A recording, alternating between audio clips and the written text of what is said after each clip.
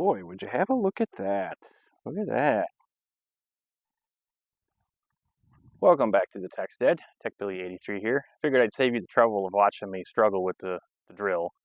But, after many exhausted batteries and wrists and knees and everything else, drilling all these holes, we got it done. So, let's have a look.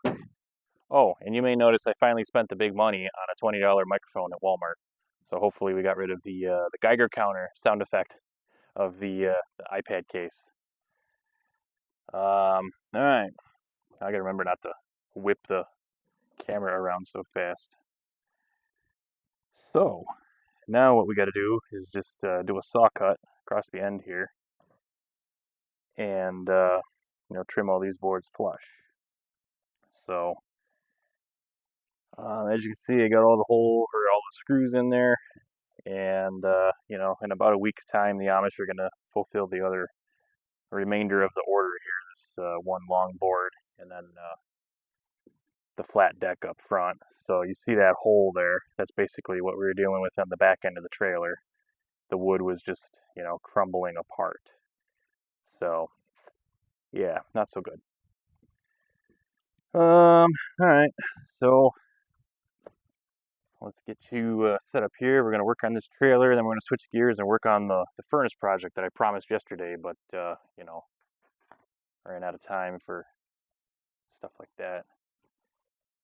All right, so it's gonna be super exciting. Just, cutting the wood. But you never know. So I'm gonna always make sure that my earmuffs don't have critters inside of them. And I've already got some lines marked out here. And leaving the center board also acted as a space to, set the saw in. So our 7-inch saw blade fits in here so that I can cut this way and that way and not have to plunge cut into the wood and then find our line. So the only thing we got to really be aware of here is at the end here where this L channel is, we got to make sure that we don't dive into that. So I'm probably going to get as close as I can and then snap the rest off by hand. And I'm just making sure that neither side of the blade is going to touch the wood and jump out.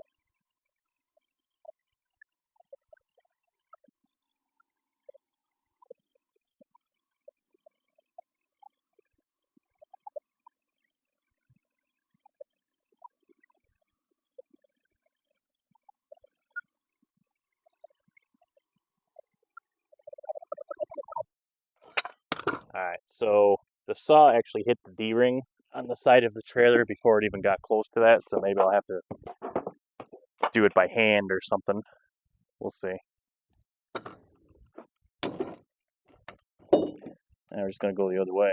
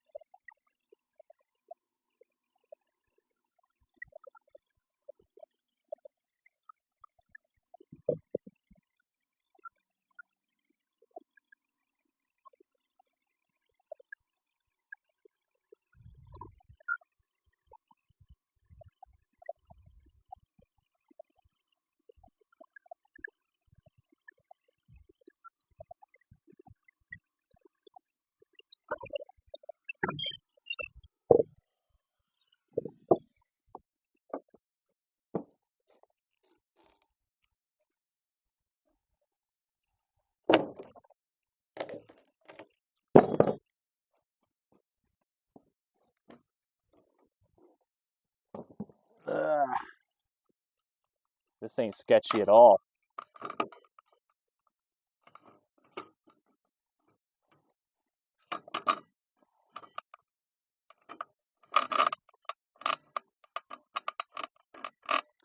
There's nothing really to get the saw to ride on evenly, so I'm probably just gonna have to go find some other type of tool here. Let me see what I got available. Quick and easy.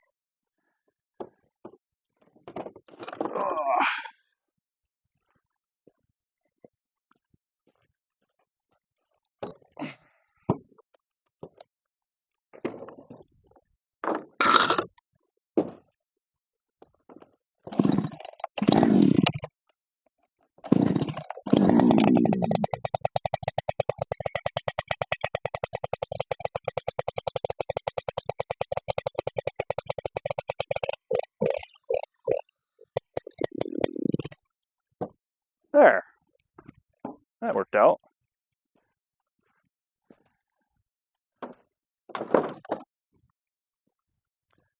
All right. So now it's going to be the moment of truth. We're going to lay this down and see how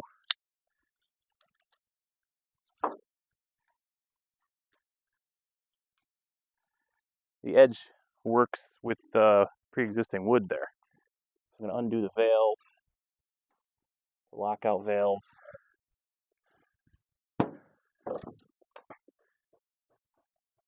I think I need to undo the valve more.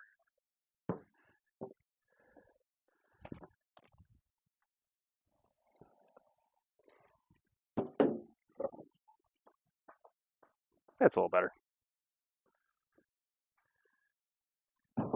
Perfect. That's perfect. Lock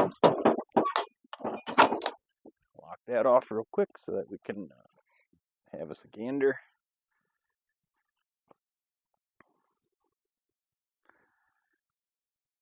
Look at that. Nice. So, I'm going to call this project complete for now. We're going to put an asterisk next to it because we're still waiting on some lumber. But part 3 of the trailer deck wood replacement. So far, so good. For anybody who was wondering, the wood that we're using here is larch. That's one of the tougher types of wood that the Amish around here have access to. Technically, it's a pine, but it's a weather-resistant pine. They use it in place of pressure-treated lumber for their sheds and stuff like that. So, like when they build the skid of the shed, they'll give you the option of whether you want it larch or just regular white pine or yellow pine or red pine. But we're going to see how it handles the traffic of equipment here. For the price point, we can't complain at all. So time will tell, ultimately how it's going to behave under pressure. But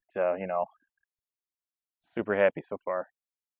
And, because we had holes like that, but giant holes. So basically, the two boards there from the diamond plate up to about the end of the wheel well, because when the excavator comes on, it bears all the weight right there until the track, until the drive wheel, the final drive of the excavator gets onto the diamond plate, and the roller frame normalizes to the trailer. All the weight, well, I should say half the weight of the excavator is bared there and there. So you're talking at least 4,000 pounds. Well, so it's an 8,000 pound mini divided by 2 for 2 tracks. So half the machine, half being over there and half being here, and then half again for each track. So 2,000 pounds right there and 2,000 pounds right there every time the mini mounts and dismounts the trailer. So it takes quite a beating.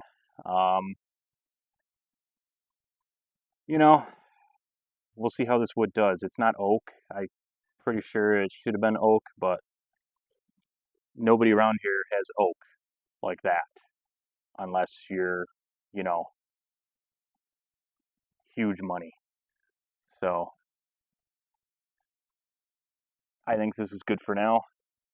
I mean, we don't use the thing every single day, but you know, it does get used. I dragged a zero turn down to the Sprouts house.